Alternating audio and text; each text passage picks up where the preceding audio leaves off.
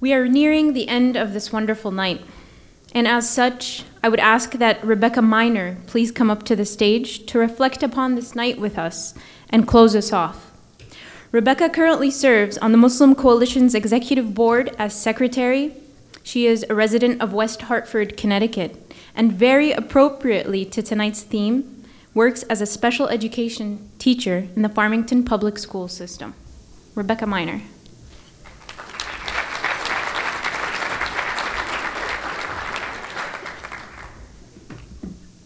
Assalamu alaikum, peace be with you all. I hope that you have enjoyed this evening's event. As Maria mentioned, I'm a special education teacher, so the theme of tonight's banquet is quite close to my heart.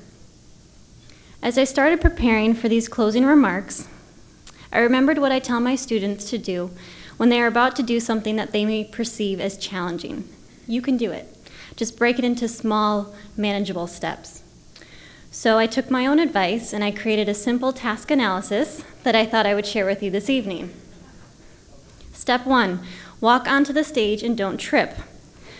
Believe it or not, high heels are not a regular part of my wardrobe.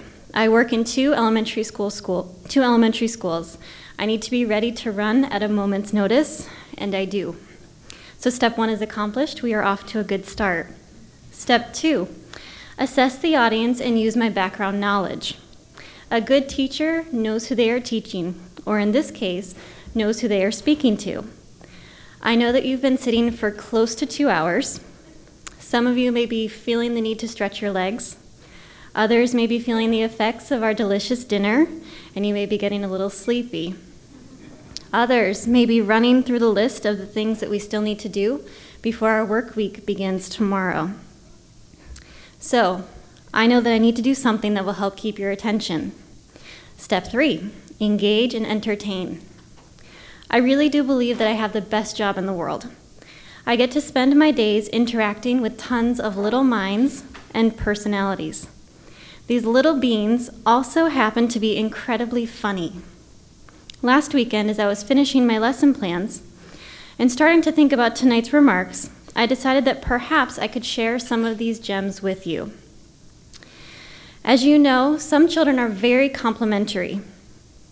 For instance, a student I didn't recognize saw me walking down the hallway and said, "Miss Miner, I like your shoes." So I said, "Thank you, they're flats. They help me run really fast." Another student commented on my height. "Whoa, you're tall." Given that the majority of children that I work with are somewhere between my kneecap and my hip, I don't know if this is a compliment or them just stating the fact. But this is my favorite one. In the middle of what I thought was a really fun and engaging math lesson, my kindergartner opened her mouth really wide and she said, "My mouth is big, like you, like a dinosaur." Thanks. I wasn't kidding when I told you that I have the best job in the world. If I didn't love it so much, I'd spend the next 8 months of our school year writing down all of these clever sayings, compiling them into a book, publishing the book, and making my millions.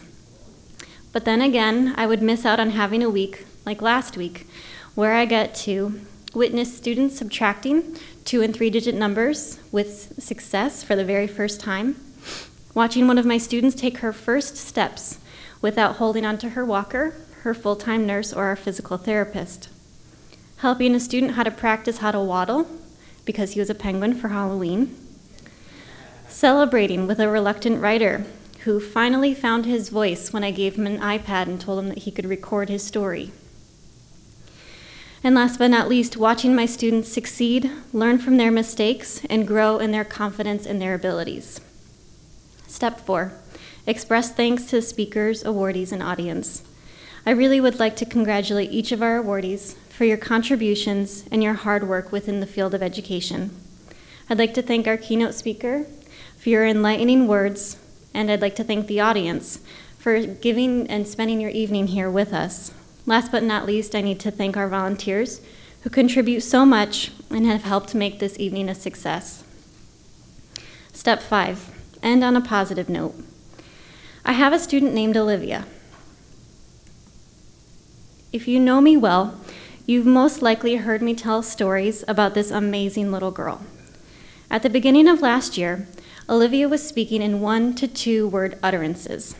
She's now initiating and maintaining conversations with her peers and with her teachers. On Tuesday, Olivia turned to me and said, "Miss Miner, are you a half mama?" My initial reaction was to jump up and down. She used the word half. That is content vocabulary. Common Core State Standards, math and focus vocabulary. The teachers in the room know what I'm talking about. It was progress. After my short celebration, I tried to decipher what she was asking. She wanted to know if I had children. I can tell her that I'm not a mama, but I want to tell her the truth. I do have children. I have 18 of them, ages 5 to 11. They're amazing, and they're beautiful, and they take up almost all of my free time after school and on the weekends.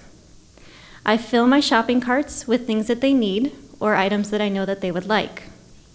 I bring in extra snacks to share, not wanting them to know what it feels like to be hungry.